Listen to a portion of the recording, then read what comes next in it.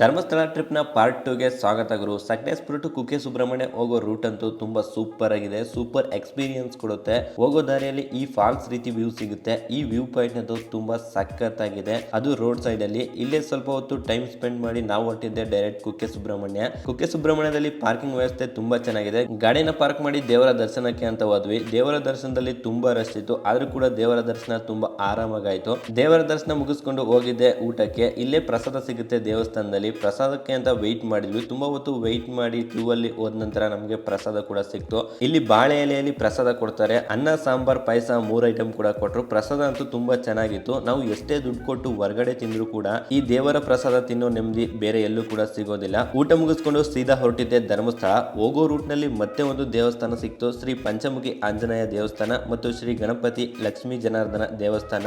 ಈ ಎರಡು ಟೆಂಪಲ್ ಕೂಡ ತುಂಬಾ ಅದ್ಭುತ ಅಂತ ಹೇಳಕ್ ಇಷ್ಟಪಡ್ತೀನಿ. ಯಾಕಂದ್ರೆ ತುಂಬಾ ನೆಮ್ಮದಿ. ನೀವು ಎಷ್ಟೇ ದೊಡ್ಡ ದೊಡ್ಡ ದೇವಸ್ಥಾನ ಸುತ್ತಿದ್ರು ಇಲ್ಲಿ ಸಿಗುವಂತ ನೆಮ್ಮದಿ ಎಲ್ಲೂ ಕೂಡ ಸಿಗೋದಿಲ್ಲ. ಯಾಕಂದ್ರೆ ತುಂಬಾ ಪೀಸ್ ಆಗಿರುತ್ತೆ. ನಾವು ಬಂದಾಗ ತುಂಬಾ ಮಳೆ ಬರ್ತಾ ಇತ್ತು. ಈ ಮಳೆಯಲ್ಲಿ ವ್ಯೂ ನೋಡೋದೇ ಒಂಥರ ಚೆನ್ನಾಗಿತ್ತು. ಈ ಒಂದು ದೇವಸ್ಥಾನಗಳು ಎರಡು ತುಂಬಾ ಚೆನ್ನಾಗಿತ್ತು. ಈ ಒಂದು ವೆದರ್ ಅಲ್ಲಿ ಮಳೆನ ಇಷ್ಟಪಡೋ ನಿಮ್ ಫ್ರೆಂಡ್ಗೆ ಈ ಒಂದು ರೀಲ್ ನ ಶೇರ್ ಮಾಡಿ. ಕಂಟೆಂಟ್ ಇಷ್ಟ ಆಗಿದ್ರೆ ಲೈಕ್ ಮಾಡಿ. ಹಾಗೆ ನೀವಿನ್ನ ನಮ್ಮ ಪೇಜ್ ಅನ್ನ ಫಾಲೋ ಮಾಡ್ಕೊಂಡಿಲ್ಲ ಅಂದ್ರೆ ಫಾಲೋ ಮಾಡ್ಕೊಳ್ಳಿ. ಧನ್ಯವಾದ.